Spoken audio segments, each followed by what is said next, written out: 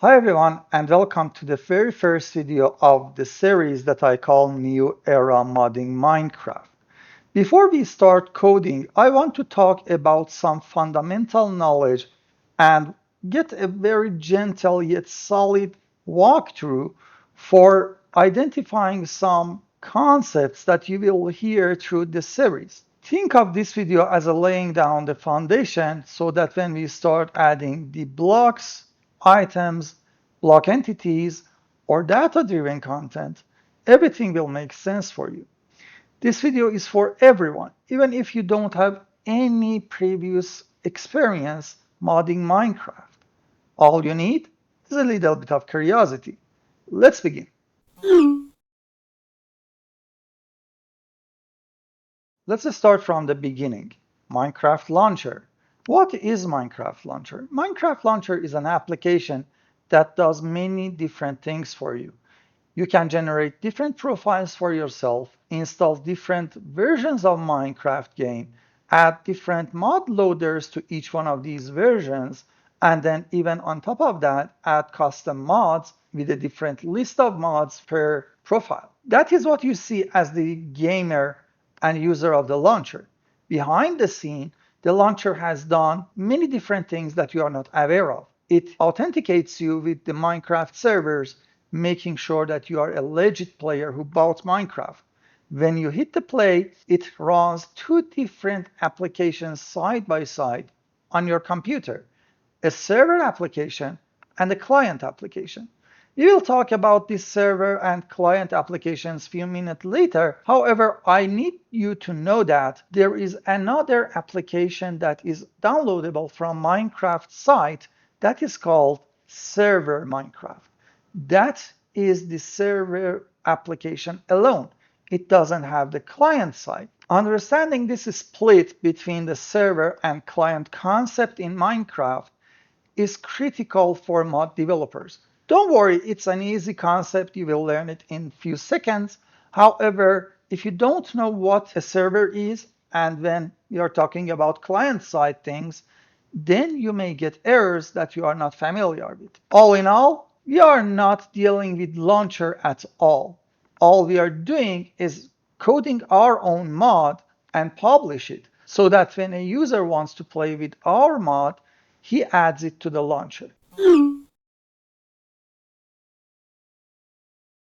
Now let's talk about this server and client application and the sided concept and the split between the behaviors that Minecraft has. When we talk about servers, normally we think about a solid computer, a hardware sitting somewhere on the net that has some hard drive and some space that contains different things. In Minecraft, we are not talking about it, at least when we are modding. Yes, we have some game servers that install Minecraft server on them so that people can connect to them. This is not the type of server we are talking about. Think about it this way. Let's say that we have two different applications that we run at the same time on our local computer. One is called server and one is called client. Now, these two applications can talk to each other, but they are not dealing with the same thing at the same time. Think of the server as the brain. It does the logical calculations. Everything that is logical will happen on the server side. The server is not responsible of showing you anything on the monitor. It's responsible of doing the heavy math or the artificial intelligence of a mob, for example, or remembering the place of every block, or even keeping in mind what items you have in your inventory. Now, the client side is responsible of communicating with you as a player. Anything that you see or hear on your PC is on the client side. For example, the user interface, the sounds that you hear, the particles that are being shown, or the keyboard input that you are typing when you are playing the game. All of these are happening on the client side. In other words, server doesn't care what should be drawn on the monitor. Server doesn't care if you hit a key on the keyboard.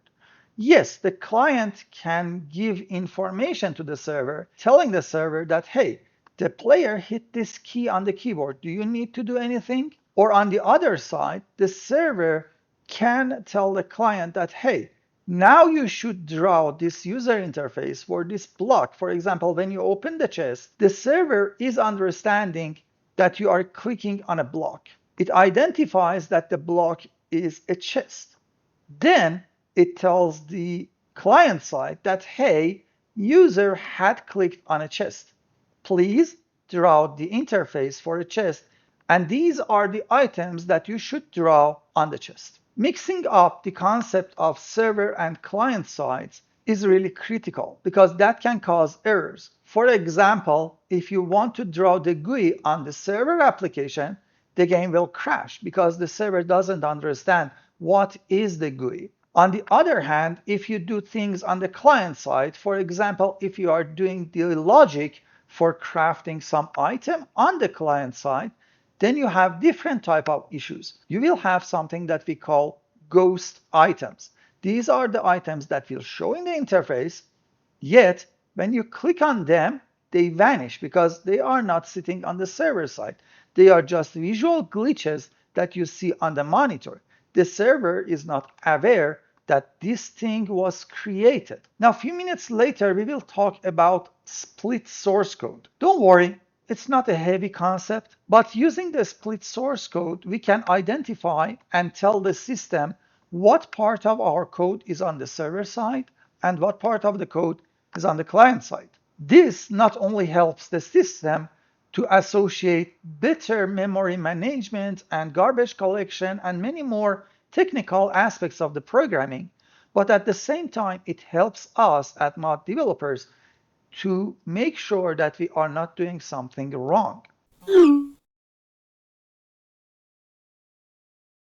The next concept that I want to talk about is the terms item and item stack.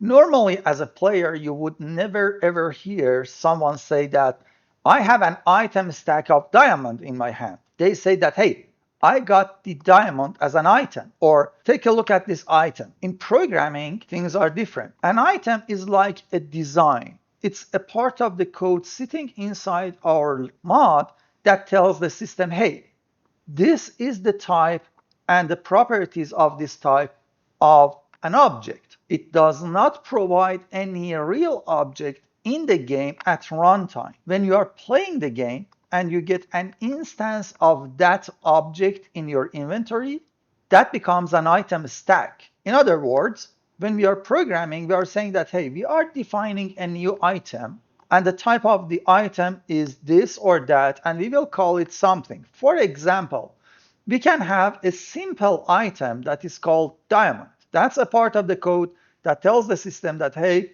this item looks like this, it has this ability, it will do this thing or that thing on the logical side, but it will not produce the diamond in the game in your inventory.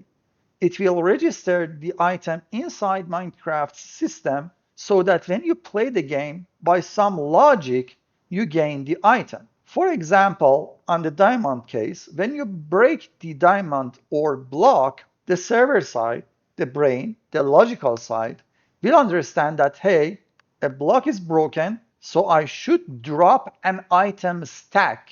That is when an item stack will be generated.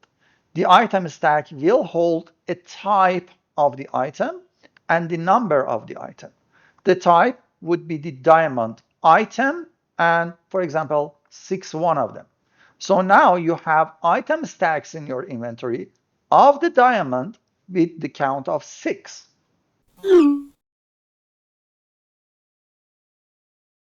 There is another concept that you should be aware of, and that is blocks versus block entities. Normally in game time, you are not aware of the existence of block entities. For example, as a player, we say that, hey, I have this crafting block, and another player says that, right click on the block. Well, guess what?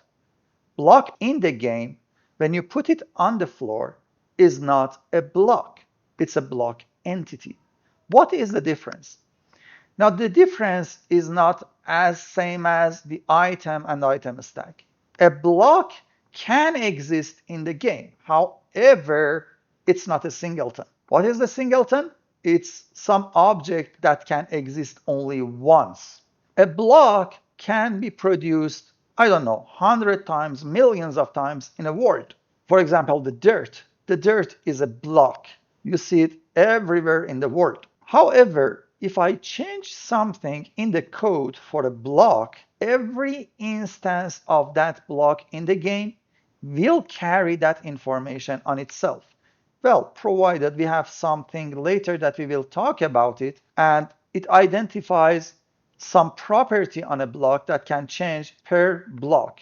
However, this is very limited. In other words, we can't carry logical aspects on a block per block base. Let's talk about a redstone lamp, for example. A redstone lamp is a block, okay?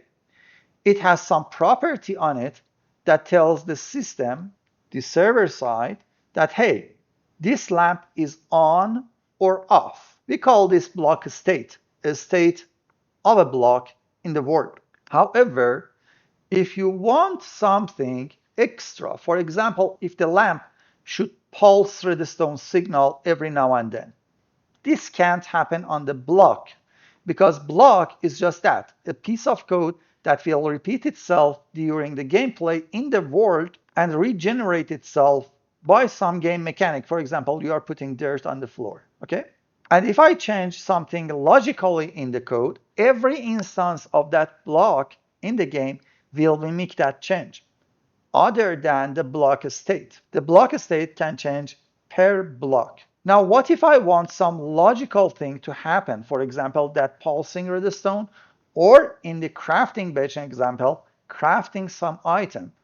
Or for example, the furnace should burn coal and cook some item. These things need an instance of another thing, another entity that is associated to that position of the block in the world and is associated to the block type. Let's talk about the furnace, for example. A furnace has two different things at the same time. It has a block. The block is the thing that you have in your inventory. You get it in your hand, you click it on the floor, and that's it. The moment it is placed on the floor, it will generate another entity that is not visible. It's the logical behavior of that single block in that particular position in the world. So when you right-click the furnace knows that I have a block entity associated to myself. So it says that, hey, server, figure things out. Someone is hitting on me, and I have a block entity. Then the server tells the block entity, hey, you have been clicked on. What should you do? In the furnace example, the block entity says that, okay, if he is clicking on this block at this position in the world, my logical brain says that I should show you the GUI. At the same time, I should be aware that this GUI for this player is associated to this block in this position. From that moment forward, whatever you are doing in the interface is some back and forth talking between client and the server. And the end goal is that the server understands that, hey, player puts this item in the inventory of this block entity, so that now the block entity should be aware of doing something. Understanding this concept is really critical because sometimes as new mod developers, you would want to do something logical with your block. At that point, you need a block entity. On the other hand, sometimes you just need to carry some information per block. It doesn't need to do something logical. For example, the block's model should change based on a number. At that time, you just need a property on a block class and you don't need a block entity. The next thing that we should be aware of is the game registry. The registry in Minecraft is tracking everything in the game. Items, blocks, sounds, particles, and anything else that should be categorized so that the server and the client can have easier, faster access to them. Let's go easy. Items. We have different types of item in the game. Let's talk about the items that don't have any functionality by themselves. For example, iron ingot, diamond, gold ingot.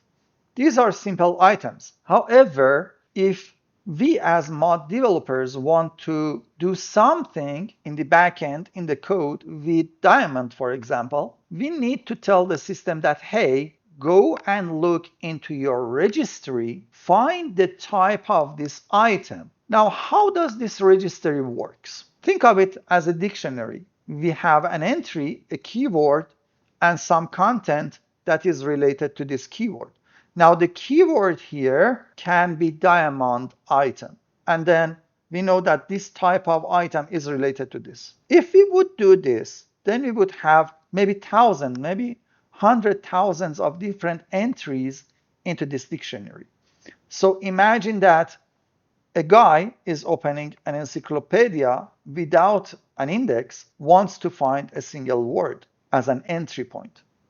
It's a mess. It will take time. So Mojang had done something really smart. For the keys, he used the categories. For example, item, block, block entity, particles, screen renderers, screen handlers, and different things. So these are the categories. And each category now has another dictionary as the content. So far, what did we have? A general dictionary, we call it registry. The keys are the categories, and each category now has another dictionary as the content. Now, this second internal dictionary is another key and another value pair. So now we have diamond and the content of a diamond. So if we want to go from out inside the registry, first we want to tell the registry that, hey, we want the item category. Get the item category. Then open this category, look for the key diamond, and then give us the information. What is the point of having that? Now, guess what? The registry key was the entry in the general registry dictionary. When we get the value, we are now face to face with a smaller dictionary.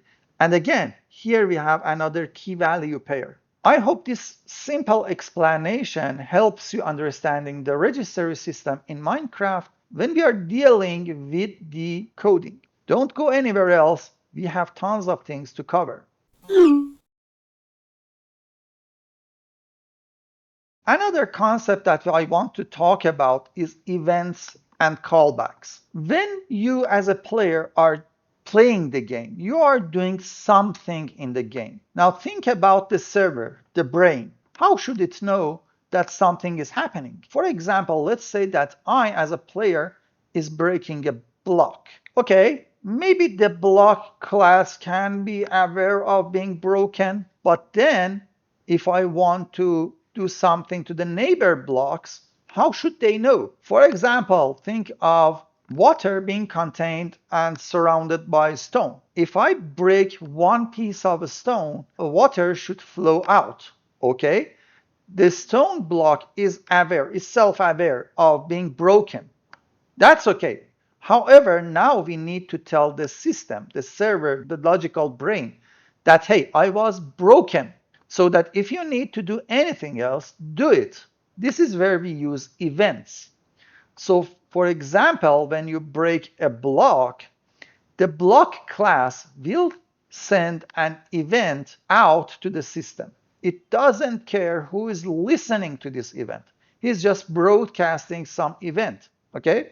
Think of it as a radio station. The operator is playing a music. He doesn't care how many people are listening to that. The operator here is the same block that we broke. The music becomes the event, and people who are listening to that radio station are now being called callbacks. So something is producing an event, and other things are listening to this event.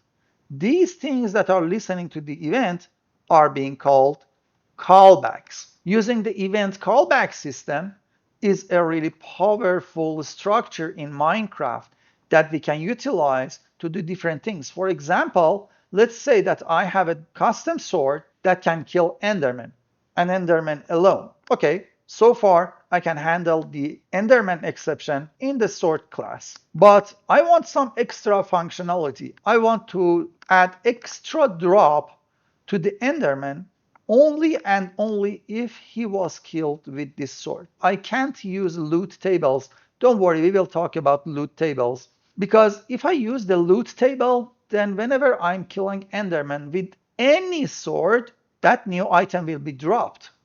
I can't identify if the sword was my special sword. In this case, we will use callbacks because Minecraft and some mod loaders are adding events to the game so that when you kill some entity, living entity like animals, like mobs, an event will be fired. So now the whole system knows that, hey, some living entity is being killed.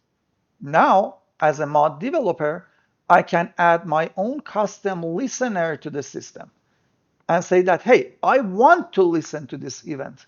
If this event happened, I want to do something. So when the Enderman was killed, my code as a new listener would be aware. And now I have the ability to identify the item in the player's hand and see if this item is my special item, then please drop the new content. This way, we only drop our new content only and only when we kill the Enderman with our sword. This is one practical example. We will have tons of these examples in our series. Don't worry about it. But I want you to understand the very fundamental concepts of these keywords that we are talking about. Now, there are two other words that we use a lot, GUI and HUD.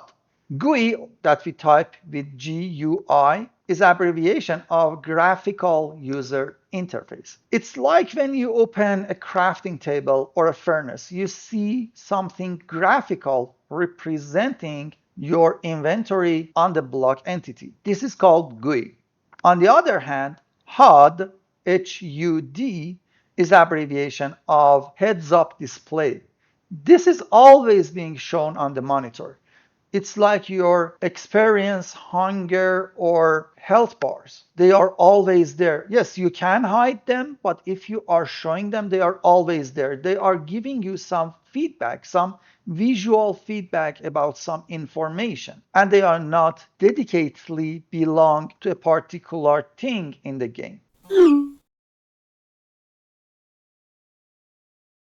Let's talk about data-driven content. If you follow the Minecraft's blog posts and news, and you are playing Minecraft for a long time, then you would be aware that few years ago, Mojang had done something really important. It needs a little bit of history talk. Way back, like 7 years ago, if we would want to model a new item in the game, we would have to write everything by Java in the code, even the looks of the item. However, these days, we are using text-based content sitting in special folders with special namings, and these data tell the system that, hey, this is, for example, the model of this item, this is the texture of the item, and many more different things. This is called data-driven content. These contents are using a file extension called JSON, JSON. JSON is a format that we can use to categorize our data in a text-based file. You can search it on Google, and it tells Minecraft that different things need to be understood by the server and the client at game time. Why did Mojang move toward data-driven content? Think of the old days. If I would create a new block and this block had a texture, I had to hard code the texture name and the texture parameters inside Java code. Yes, we could still use resource packs because texture files were images sitting somewhere else. However, if we would want to change the model based on the resource pack, and show different model with different textures with new names of the textures, we couldn't do that. And I mean, if a third party guy want to do it, a resource pack developer. However, using data-driven content, now we have JSON files. So the resource pack developer can simply create the JSON file with the new model, with the new texture names, with as many textures as he needs. The whole system will work. Nothing is broken.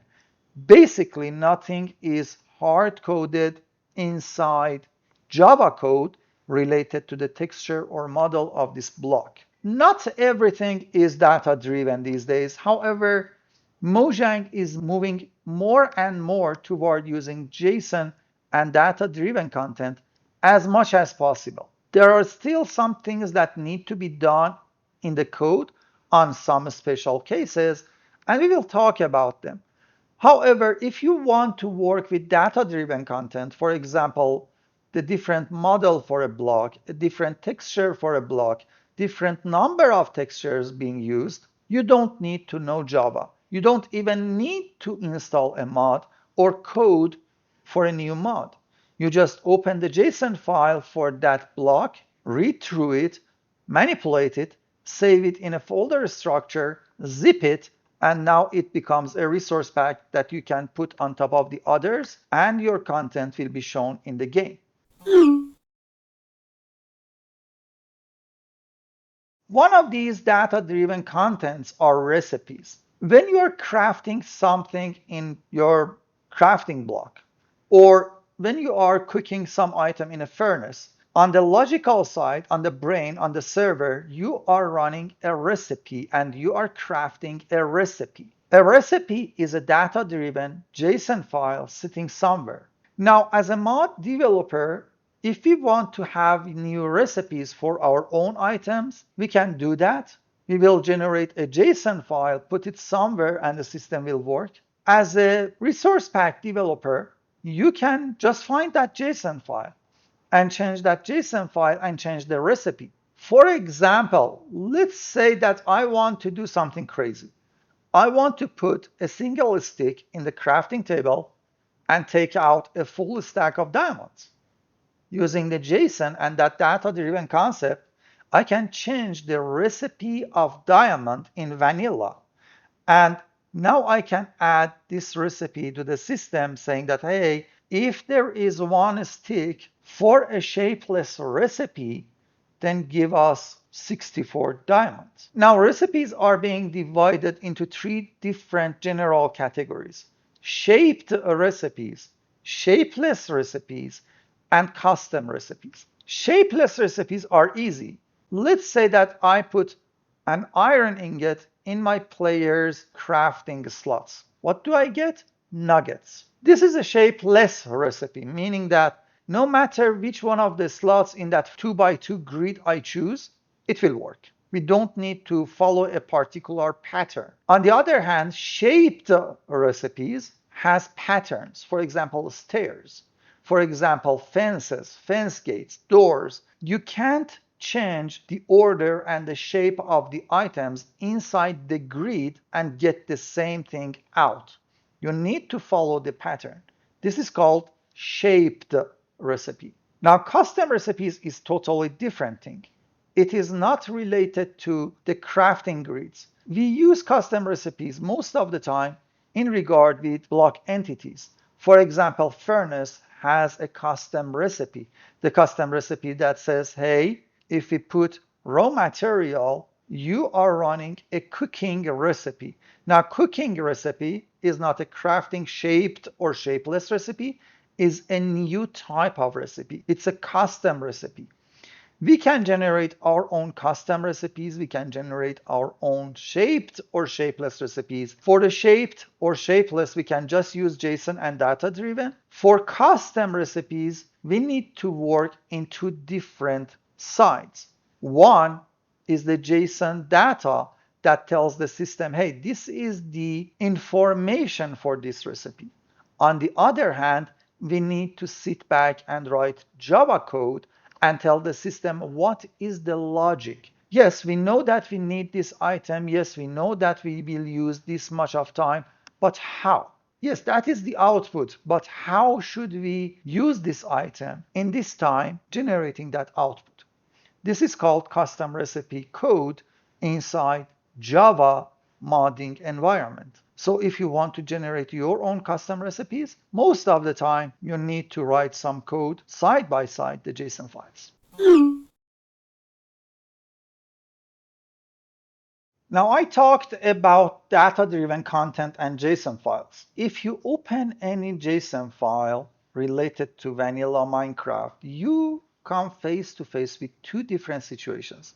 Either the JSON file is really small and simple, few lines of code, but at some times it becomes really complex and big. For example, a loot table for dropping something in a chest in jungle temple is a JSON file that has 100 lines of code. If I want to write this from scratch myself, it's time consuming, and above that, there is a chance that I do something wrong. Maybe I have a typo in the name, maybe I forget to put a curly brace, or maybe I forget to use a keyword, and there are lots of ways for something to go wrong when I manually generate these JSON files. For that, we have something that is called data generator. In short, DataGen.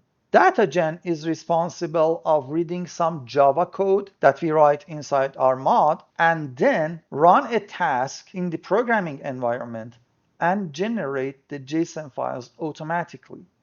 Using DataGen, we have easier time, faster approach, and error-proof way of generating those JSON files. Remember, DataGen is a client-side thing because it's not a logic related to the gameplay time. We are using it on our own programming interface to just create the JSON files. So because of that, the server side of the game doesn't need to have anything to do with this DataGen. And because of that, Mojang made the decision that DataGen should sit on the client side. Another thing that you hear lots of the time, even as the player, is a mod loader. What is a mod loader? Mod loader is a bridge between the code that Mojang wrote and published as the vanilla Minecraft and anything else that the community is providing as mods. Remember, we are not talking about data-driven content. No, we are talking about actual mods. If I write a mod, for example, to create a new mob type, I don't know, a bird in the game, how should vanilla code be aware of this? There is no way.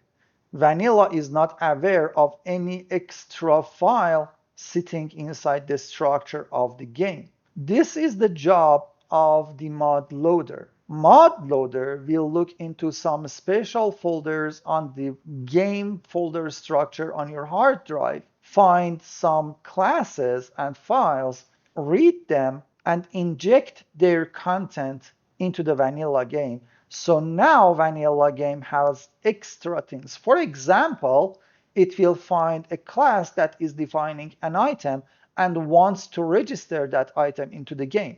So now the mod loader calls the registry of the Minecraft vanilla and says, hey, inject this item into your content. From that moment forward, Minecraft will be aware of your item in the game because now mod loader has injected that mod content into Minecraft vanilla code. We have different mod loaders. These days we have three actively developed and maintained mod loaders. One is called Fabric, one is called Forge, and one is called NeoForge. In the next video I will talk about Fabric, Forge, and NeoForge. If you roll back and look at my content in the channel, around a year ago I had a video talking about these three. However, I want to revisit everything and re-evaluate these three mod loaders and have a new updated video. So if you want to compare these three mod loaders as a mod developer, please follow on the new video that will be recorded and published after this one. The next topic is dependencies. As a player, you already came face to face with dependencies. Did you ever try to install a mod manually, and when you want to run the game, you get this error popping up telling you that, hey, this mod needs another mod to be installed? Or if you are using one of these mod managing launchers like AT Launcher or Multi-MC, and you try to install a mod and a window pops up and says that, hey, before installing this mod, you need to install another mod, that is called dependency. Sometimes a mod is being dependent on the contents of another mod. Sometimes a mod is depending on a library. There is a difference here. If I make my own mod depending on another mod, in this situation we have two functional mods. Now the parent mod can work alone. It doesn't need the child, okay? The parent will work alone. The player can play. For example, let's say that this mod is generating swords, ores, and anything else. So you can mine the ores, you can create the sword, we can use the sword.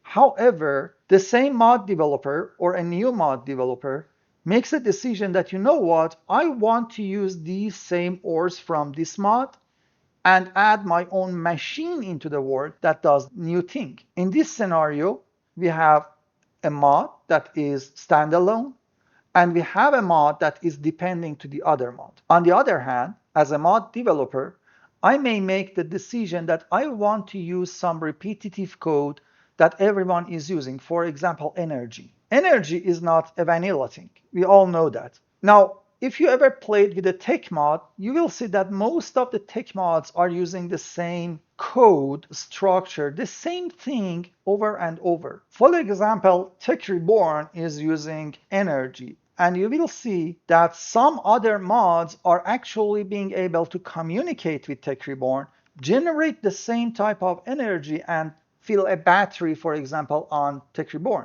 Now, both of these mods are using the same code that is related to the energy itself. In these scenarios, we are not depending to a mod because, for example, if you want to play with my mod, and you install that mod, there is no pop-up window telling you that, hey, you should install that energy mod. The code for producing energy, consuming energy, spreading energy around is a piece of code that I got from somewhere and injected into my own mod so that a player doesn't need to install an extra thing on the game instance. These repetitive code that people can depend on and inject them into their own mod are called libraries. The process of injecting a library inside a mod, in short, is called jar in jar.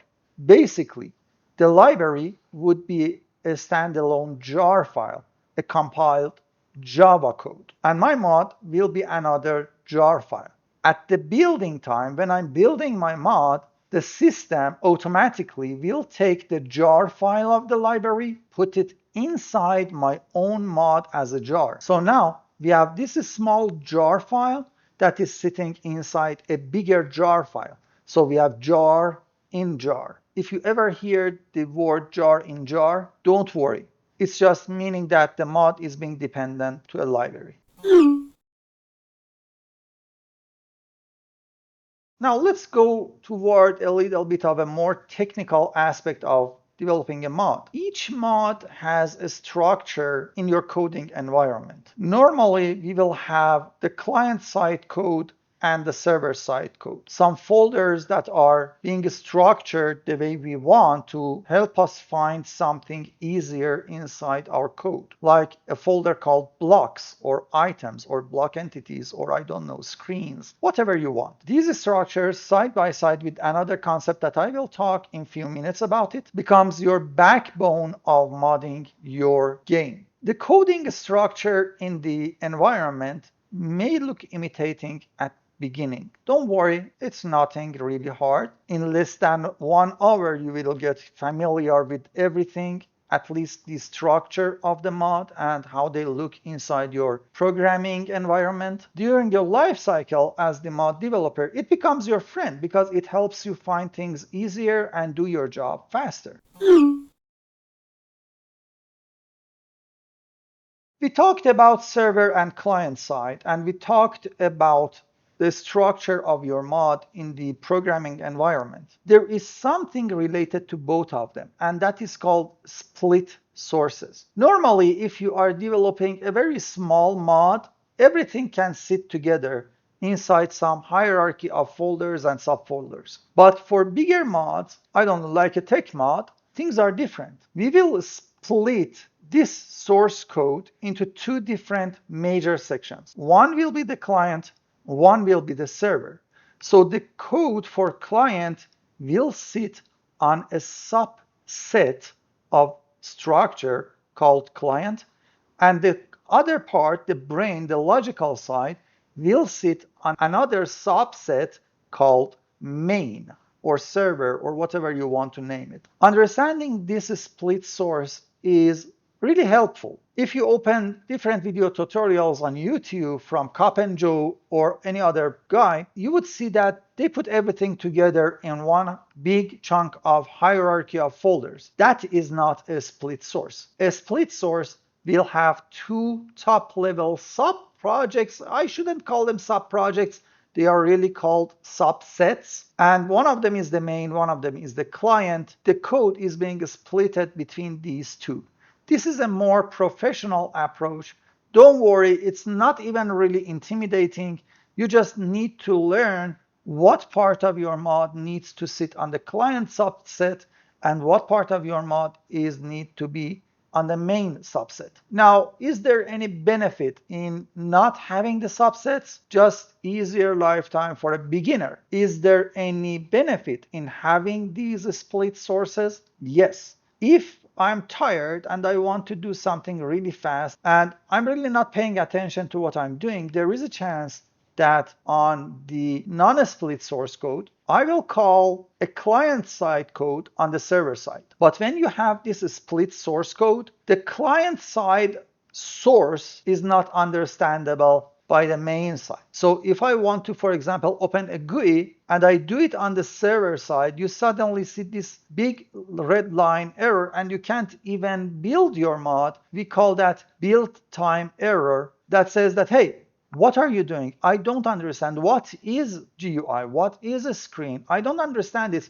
What is a block entity renderer? These are not belonging to me. So you would know that, okay, I did something wrong. This shouldn't be on the server side. You take it out and put it on the client side. If someone is not using the split source code, chances are that the mod will build. 90% of the time, the mod will build. But when you want to play the game will crash.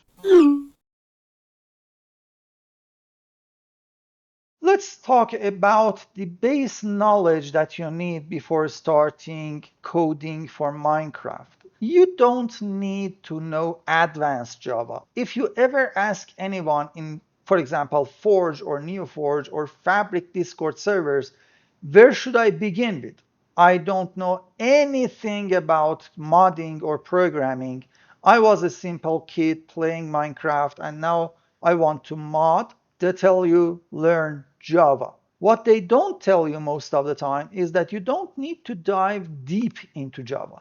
Actually, the Java-based knowledge that you need to know is achievable in less than 2 days. And I already have a dedicated mini series to teach you about these base concepts. I highly suggest that even before the next video, go back, put 2 days of time and watch those videos and learn about everything related to Java. And then you have easy life moving forward fast with programming your mod. In that series, I will talk about different concepts of programming, for example, about classes, methods, variables, and some keywords like public, private, static, final. I will talk about object-oriented programming and inheritance and even polymorphism with really simple, fast-learn examples that will help you move forward really fast so that you don't have to drop the idea of modding a Minecraft mod. If you don't know anything about Java, I highly suggest that you just watch that video tutorial series because there are tons of Java tutorials out there. but they go really deep into Java. For example, if they are talking about object-oriented programming, they can talk 2 or 3 hours about just the concept and the theory. We don't need that deep knowledge. We just need to understand what is going on.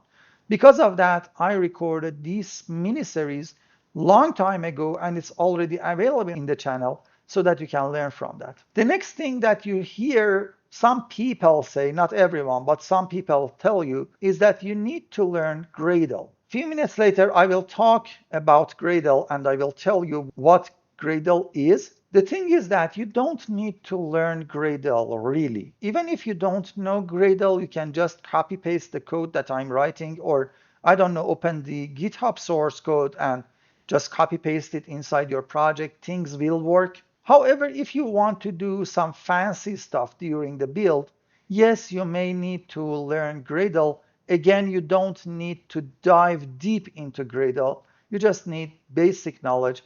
And actually, when we start coding Minecraft, I will start from build.gradle, that's the Gradle file, and I will explain everything that is related to the modding environment from Gradle so that when you look at your build.gradle, you wouldn't be confused. So you don't need to go on and watch any other video tutorial series to learn about Gradle. I will cover the amount of knowledge you need in this series few videos later. What is Gradle? Gradle is basically your project manager. It is responsible of building your project or running some tasks when you want him to run the task. All in all, he is this big guy behind the scene that is doing the heavy lifting for you. Back in old days, if you would want to build your project and make your mod finalized, you would have to go back and write some command line code and execute them so that the source code would be compiled and converted to the machine code. And then you had to run another command to compact it into a zip or a jar file. That is exactly one of the responsibilities of Gradle. Another one was the dependencies. Back in old days, if we would want to depend on something, we had to download a library or a jar file or a mod file, put it side by side our own structure for the coding so that the dependency would work. These days, we put a single line of code inside our files, and that will download the file, bind it together, create the dependencies for us, and handle the heavy lifting so that we don't have to worry about anything else. That is Gradle. Every coder makes mistakes. Sometimes these mistakes are critical. Sometimes we delete a file and continue working, and a few days later we say that, hey, why did I delete that file? I need it back. Sometimes we change a huge chunk of code and things will not work, and we make the decision that we want to roll back and have the old code. If you just code on your own computer, none of this is possible. If the file is deleted and emptied the recycle bin, it's gone. If you change a chunk of code, you can't roll back. You have to sit back and rewrite the old code from scratch. And God help you if you forgot what you have written. Because of this, we have something that is called source control. Source control is basically a database sitting somewhere that is following your progress and keeping a history of your progress and every file inside your project. This can sit on your own computer. However, we have a risk that maybe we lose a hard drive and the whole history of our progress will be gone. On the other hand, we have some services online that gives us this functionality. The most well-known service is called GitHub. Now, using source control is a really critical thing. If you want to be a good programmer, regardless of what type of program you are writing, if you are developing a mod, you need source control. If you are writing a Windows application, you need source control. If you are writing, I don't know, a website, you need source control. Because if anything happens to your code, you can use the source control service and say that, hey, please give me back my code, or roll back to this point in the hierarchy and history of the project. I don't want anything beyond that. Understanding Git and GitHub and professionally learning and working with that is not a rocket science. You can learn it in less than 2 or 3 hours. However, you really don't need to go and watch a separate video on anywhere else on YouTube because they give you so much information that you may forget some things and you will come face to face with something that we call information overflow. If you need to learn about GitHub, branching, pushing to GitHub, committing a change, we will cover it in this series when the time comes. You will get familiar with Git step by step as you progress forward naturally, and you don't need to learn anything extra. However, you need a GitHub account and you need an application that talks with GitHub. A few minutes later, we will talk about different applications that you need. In my opinion, one of them should be your source control and the application that can talk to GitHub and give you the functionality for source code easier, because without an application, working with Git means that you need to sit back and constantly run command line text, and that is tiresome. However, there are lots of applications out there that with a single click of a button, it will do the job for you, easy as that. Before I talk about the applications you need to have, I need to talk about IDE. IDE stands for Integrated Development Environment. Big mouthful word. In reality, it's a single application that you run and you sit back and write your code in it. This application can execute your code, can build your mod, and lets you type the code and shows you the hierarchy of your project and the structure of your project so that you can have easy access to all of that. It highlights the errors for you, auto-completes some code for you, we call it IntelliSense, and even if it's related to Java applications, it can run and manage Gradle and run Gradle tasks on itself.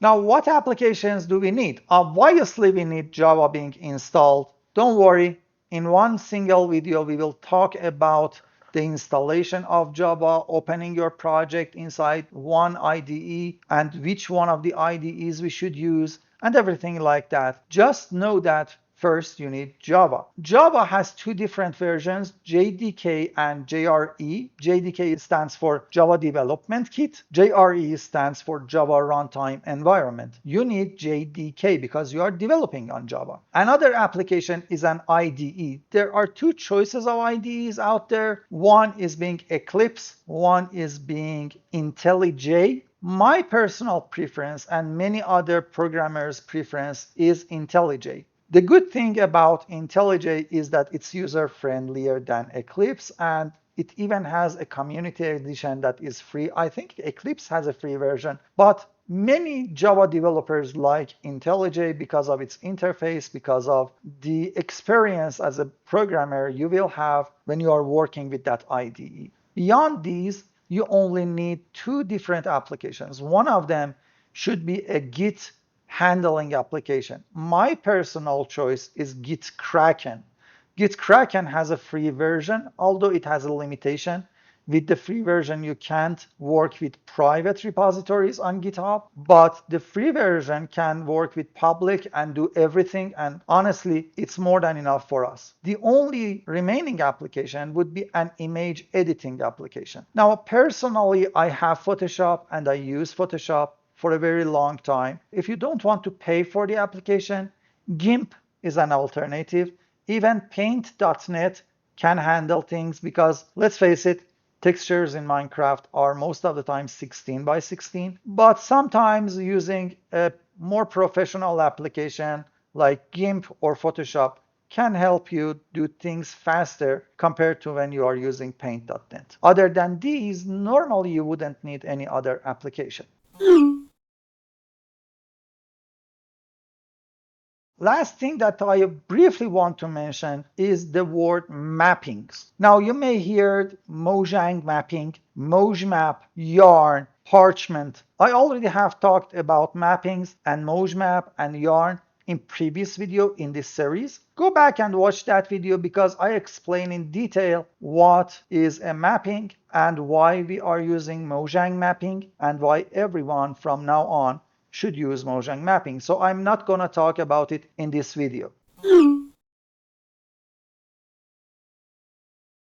And that wraps things up. It may look like a lot of information, but it was really needed. And if you need to go back and watch the video one more time, if it did help you remove some fog around the concepts in Minecraft modding or even the gameplay, please hit that like button. If you want to watch the remaining videos from this series for a long time, please subscribe to the channel and don't forget, I really like to hear from you guys, so please put a comment under the video. Even if you don't know what to say, use an emoji that explains your emotions. That helps me a lot, and it's one of my happiest moments when I read your comments. Thanks for watching, and welcome to the new era of Minecraft modding using Mojang mappings.